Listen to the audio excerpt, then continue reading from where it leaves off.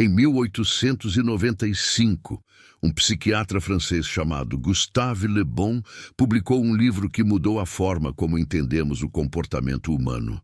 Se chamava A Psicologia das Massas. E nesse livro, Le Bon descreveu algo que Nicolau Maquiavel havia observado 400 anos antes, sem ter as palavras para nomeá-lo. Le Bon descobriu que quando as pessoas se reúnem em grupos grandes, algo estranho acontece em seus cérebros. Elas perdem sua identidade individual, perdem sua capacidade de raciocínio crítico e perdem seu senso de responsabilidade pessoal. Se convertem em algo diferente, algo mais primitivo, algo que age por impulso, por emoção, por contágio mental. Maquiavel observou exatamente o mesmo na Florença do século XV.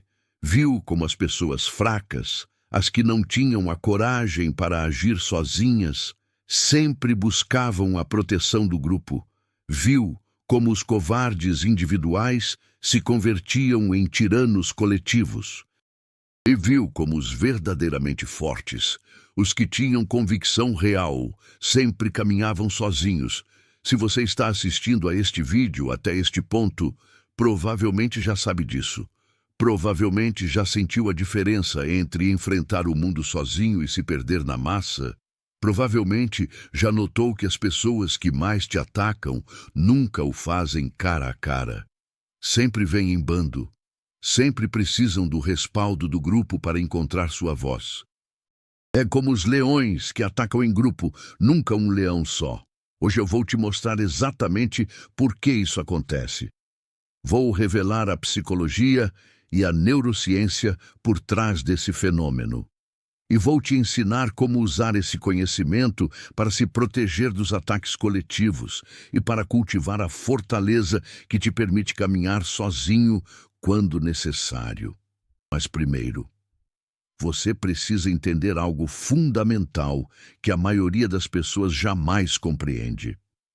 Algo que Maquiavel entendeu intuitivamente e que a ciência moderna confirmou com precisão matemática. Os psicólogos chamam isso de desindividuação. É um termo técnico para descrever o que acontece quando uma pessoa perde seu senso de identidade individual dentro de um grupo.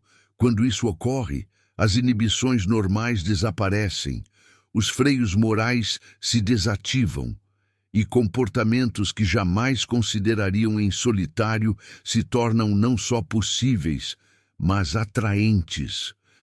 A desindividuação explica os linchamentos, explica os saques, explica as perseguições de bruxas e explica por que aquela pessoa que parece tão amável individualmente pode se tornar cruel quando se junta a um grupo que te aponta como alvo. Mas a desindividuação não é um acidente, não é uma falha do sistema, é uma característica evolutiva do cérebro humano. Durante centenas de milhares de anos, pertencer a um grupo significava sobreviver. Ser expulso do grupo significava morrer. E nossos cérebros se adaptaram a essa realidade, criando mecanismos poderosos de conformidade grupal. O problema é que esses mecanismos não distinguem entre grupos benéficos e grupos destrutivos. Funcionam igual quando o grupo caça animais para alimentar a tribo e quando o grupo ataca alguém simplesmente porque é diferente.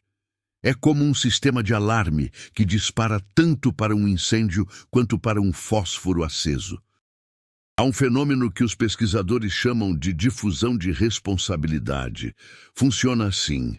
Quando você está sozinho e vê alguém que precisa de ajuda, sente o peso completo da responsabilidade moral. Sabe que se não agir, ninguém o fará.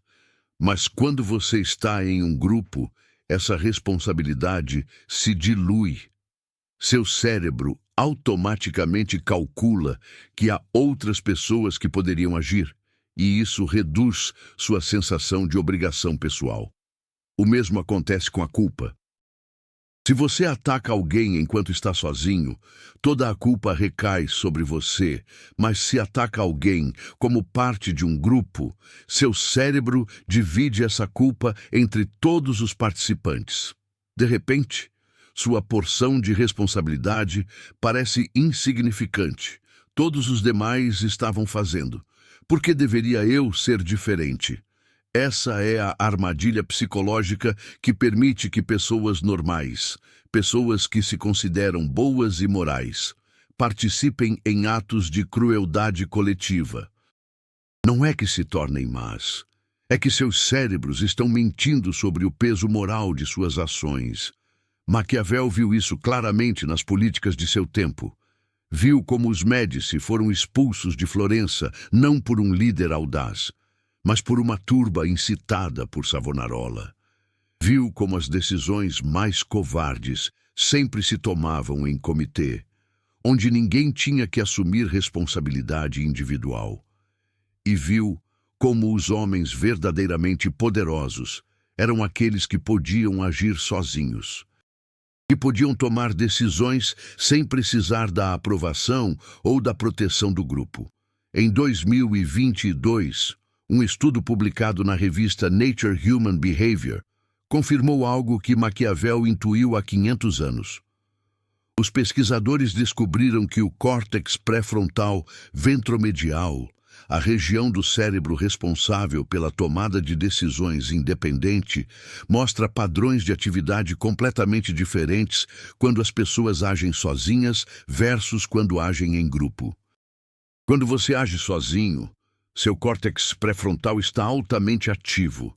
Você está avaliando consequências, está considerando perspectivas múltiplas, está exercendo controle sobre seus impulsos. Mas quando age como parte de um grupo, essa atividade diminui significativamente. Seu cérebro literalmente delega parte de sua função executiva ao grupo. Isso tem implicações profundas. Significa que a fortaleza que você precisa para agir independentemente não é só uma questão de caráter, é uma questão de neurologia. As pessoas fortes desenvolveram circuitos cerebrais que lhes permitem manter sua função pré-frontal mesmo sob pressão social. As pessoas fracas têm circuitos que colapsam facilmente, que cedem o controle ao grupo ante o menor sinal de conflito. Mas aqui vem a parte que quase ninguém te diz. Esses circuitos são treináveis. A neuroplasticidade nos ensina que o cérebro se molda segundo como o usamos.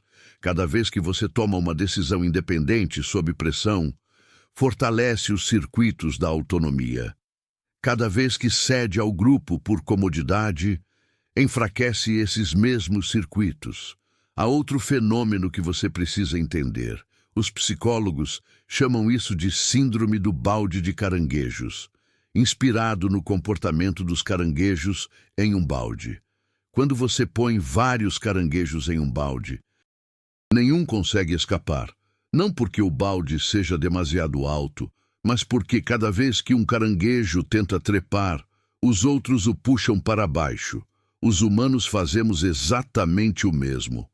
Quando alguém do nosso grupo começa a se destacar, a crescer, a escapar das limitações que nos definem como grupo, experimentamos uma reação automática de sabotagem.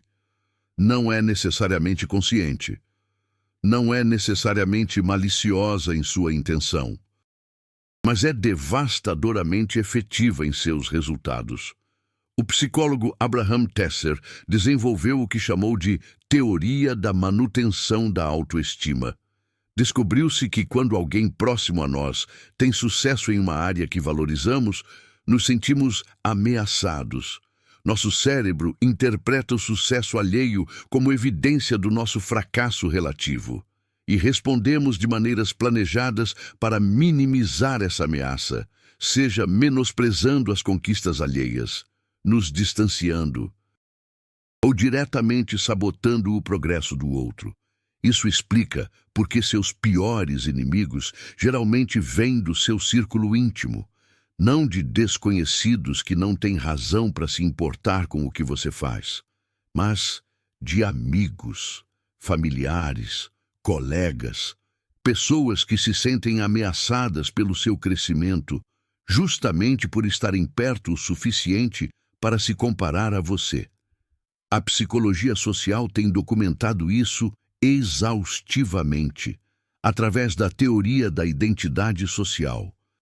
Desenvolvida por Henry Tidefeld e John Turner nos anos 70 e 80. Eles descobriram que as pessoas derivam parte de sua autoestima dos grupos aos quais pertencem. E quando veem alguém se elevar acima do grupo, experimentam o que os pesquisadores chamam de hipótese da autoestima. Sua própria autoestima se sente ameaçada pelo sucesso alheio. Mas há algo ainda mais revelador. Estudos mostram que pessoas com baixa autoestima são significativamente mais propensas a participar de discriminação e ataques grupais.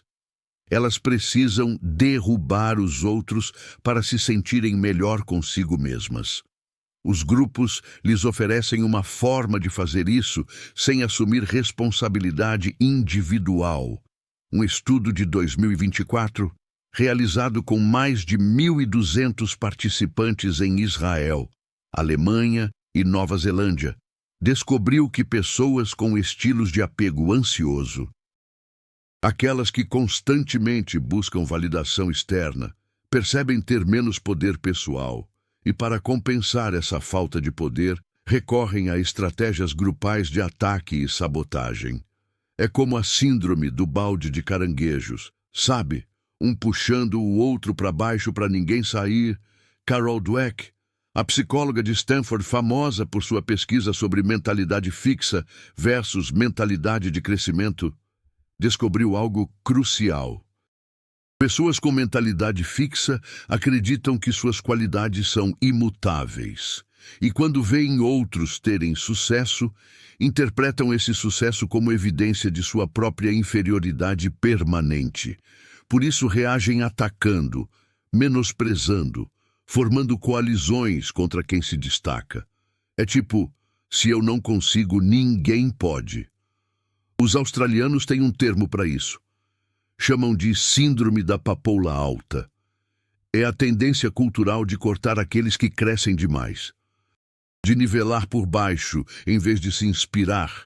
É como aquela velha história do Jeca Tatu, que em vez de plantar, ficava esperando a desgraça alheia, e embora tenha um nome australiano, o fenômeno é universal. Existe em cada cultura, em cada organização, em cada família onde alguém começa a brilhar mais que os demais. E aqui está o padrão que Maquiavel observou e que a psicologia moderna tem confirmado. Essas pessoas raramente atacam sozinhas. Buscam aliados, formam coalizões, precisam validar seu ressentimento através do consenso grupal antes de agir.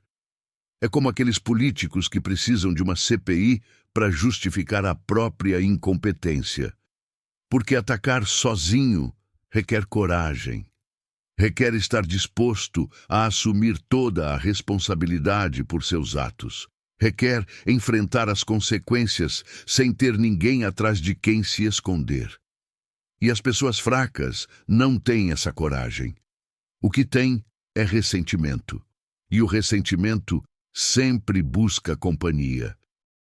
Agora, deixe-me falar do outro lado dessa equação. As pessoas verdadeiramente fortes agem sozinhas. Um estudo publicado no Journal of Personality and Social Psychology descobriu que pessoas com o que os pesquisadores chamam de personalidade de lobo solitário pontuam significativamente mais alto em medidas de autoeficácia e resolução de problemas do que tanto os introvertidos quanto os extrovertidos típicos. Isso não é introversão. Introvertidos evitam a interação social porque ela os esgota. Lobos solitários escolhem a solidão porque a valorizam. porque entendem que a clareza mental requer espaço, porque sabem que as melhores decisões são tomadas sem a interferência do ruído grupal. Albert Einstein era um lobo solitário. Desenvolveu a teoria da relatividade na solidão, trabalhando como funcionário de um escritório de patentes, sem o apoio de nenhuma instituição acadêmica prestigiosa. Suas ideias foram tão radicais que a comunidade científica levou anos para aceitá-las. Mas Einstein não precisava da aprovação do grupo. Ele tinha algo mais valioso. Ele tinha a certeza que vem de ter pensado profundamente por si mesmo. Nikola Tesla era outro lobo solitário. Trabalhou em isolamento durante a maior parte de sua carreira, desenvolvendo inventos que transformaram o mundo. Não buscava a validação de outros inventores. Não precisava de comitês que aprovassem suas ideias. Tinha a fortaleza interna para seguir sua visão, mesmo que ninguém mais pudesse vê-la. Maquiavel mesmo era um lobo solitário. Depois de seu exílio de Florença em 1512, passou anos em solidão forçada em sua fazenda de San Cassiano. E foi nessa solidão que escreveu O Príncipe. Foi no isolamento que desenvolveu as ideias que o imortalizariam. A multidão o havia expulsado, mas a solidão o havia transformado. Há uma característica que define todas as pessoas verdadeiramente fortes. Elas não precisam de validação externa para agir. Desenvolveram o que os psicólogos chamam de locus de controle interno. Acreditam que seus resultados dependem de suas próprias ações, não das opiniões ou permissões de outros. É como diz o ditado: faça por você que Deus te ajudará. Pessoas fracas têm um locus de controle externo. Acreditam que seus resultados dependem de fatores fora de seu controle, incluindo a aprovação do grupo. Por isso buscam constantemente essa aprovação. Por isso não podem agir sem o apoio de outros. Por isso atacam em manada. Mas jamais se atreveriam a atacar sozinhos. A neurociência identificou as bases biológicas dessa diferença. Pessoas com locus de controle interno mostram maior atividade no córtex pré-frontal dorsolateral, a região associada com o planejamento e o autocontrole. Pessoas com locus de controle externo mostram maior atividade na amígdala, a região associada com o medo e a reatividade emocional. Em outras palavras, os frágeis são literalmente governados pelo medo, e o medo busca segurança em números. Mas aqui está o paradoxo que Maquiavel entendeu e que você precisa compreender. O grupo não proporciona segurança real, proporciona a ilusão de segurança. Porque o mesmo grupo que te protege hoje pode se voltar contra você amanhã. A mesma multidão que aplaude pode se transformar em turba que lincha. A única segurança real vem de sua própria fortaleza interna, e essa fortaleza só se desenvolve na solidão. Há 7 sinais que revelam as pessoas que atacam em grupo porque são fracas individualmente. Primeiro sinal: nunca te confrontam diretamente. Sempre há intermediários, sempre há terceiros, sempre há uma camada de distância entre eles e o conflito real. Porque a confrontação direta requer coragem. E a coragem é exatamente o que lhes falta. Segundo sinal: buscam aliados antes de agir. Não tomam decisões unilaterais. Precisam validar seus ressentimentos com os outros, antes de se sentirem autorizados a expressá-los. Perguntam aos outros o que pensam de você, antes de formar sua própria opinião. É como aquela fofoca no cafezinho, sabe? Terceira é sinal. Usam o anonimato sempre que podem. Na era digital, isso significa contas anônimas, comentários sem identidade, críticas vindas das sombras. Querem o poder de atacar sem a responsabilidade de serem identificados. É tipo aqueles perfis fake que só servem para destilar ódio nas redes sociais. Quarta sinal. Se escondem em abstrações. Não dizem, eu acho que você está errado. Dizem, todo mundo acha que você está errado. Não dizem, não gosto do que você faz. Dizem, as pessoas não estão contentes com o que você faz. O grupo se torna um escudo, por trás do qual escondem sua fraqueza individual, tipo um político corrupto jogando a culpa na crise. Quinta sinal. Mudam de opinião segundo o grupo. Suas convicções são fluidas, adaptáveis, sempre se ajustando ao que o grupo predominante pensa. Não têm um núcleo estável de valores, porque nunca tiveram que defendê-los sozinhos. É como Maria vai com as outras, seguindo a modinha. Sexta sinal. Atacam desproporcionalmente quando têm superioridade numérica. São mansos quando estão sozinhos ou em desvantagem, mas se tornam agressivos e despiedados quando o grupo lhes dá superioridade. Sua valentia é proporcional à quantidade de pessoas que tem por trás. Lembra do valentão da escola que só batia em quem era menor? Sétima sinal. Não conseguem lidar com a solidão. Precisam constantemente da presença de outros. Não conseguem ficar em silêncio consigo mesmos, porque na solidão teriam que confrontar o vazio que há onde deveria estar sua identidade própria. É como ter medo do escuro, porque no escuro você enxerga seus próprios fantasmas. Agora, deixe-me dar 5 princípios que Maquiavel praticou e que a psicologia moderna confirma para desenvolver a fortaleza do lobo solitário. Primeiro princípio: cultive a solidão deliberada. Não como castigo, não como isolamento forçado, mas como prática regular de autoconhecimento. A cada dia, passe tempo em silêncio com você mesmo, sem distrações, sem entretenimento, sem a entrada constante de opiniões alheias. Nesse silêncio, você fortalece os circuitos cerebrais da autonomia. Pense nisso como um detox digital. Segundo princípio, tome decisões, sem consultar o grupo. Não estou dizendo que ignore toda a informação externa. Estou dizendo que pratique formar opiniões próprias antes de buscar validação. Que desenvolva o hábito de pensar primeiro e comparar depois. A cada vez que toma uma decisão independente, mesmo em coisas pequenas, você treina seu cérebro para a autonomia. É como escolher a cor da sua parede sem pedir a opinião de todo mundo. Terceiro princípio: aceite o custo da solidão.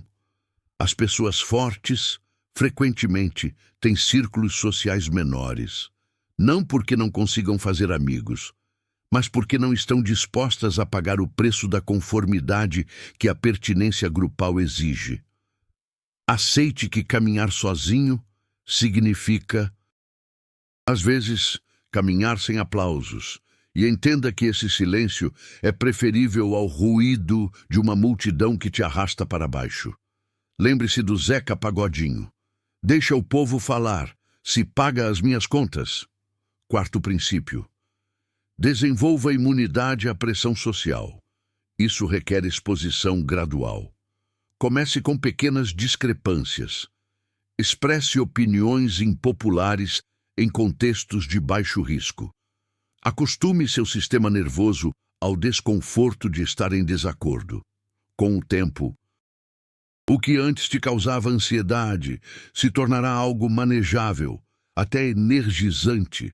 É como tomar uma vacina, pequenas doses para fortalecer o sistema. Quinto princípio: construa sua própria base de poder. As pessoas que atacam em grupo o fazem porque, individualmente, são impotentes. A melhor defesa contra os ataques coletivos é ter poder próprio suficiente para que o custo de te atacar supere qualquer benefício que o grupo possa obter. Isso significa desenvolver habilidades valiosas, construir recursos próprios e cultivar uma reputação que te preceda. É como ser um bom jogador de futebol. O time adversário vai pensar 2 vezes antes de te provocar. Maquiavel escreveu que é melhor ser temido que amado. Se não puder ser ambos, mas há uma terceira opção, que Maquiavel não mencionou explicitamente. É melhor ser respeitado que temido ou amado. E o respeito só vem para aqueles que demonstram que podem se sustentar sozinhos. Há uma última coisa que você precisa entender. A dinâmica entre os fracos que atacam em grupo e os fortes que caminham sozinhos não é estática. É um processo constante de negociação e renegociação de poder. Os grupos fracos estão constantemente buscando a quem atacar. Precisam de inimigos externos para manter sua coesão interna. Sem um objetivo comum, o grupo se fragmenta. Por isso, os ataques coletivos nunca terminam. Quando destroem uma vítima, simplesmente buscam a seguinte.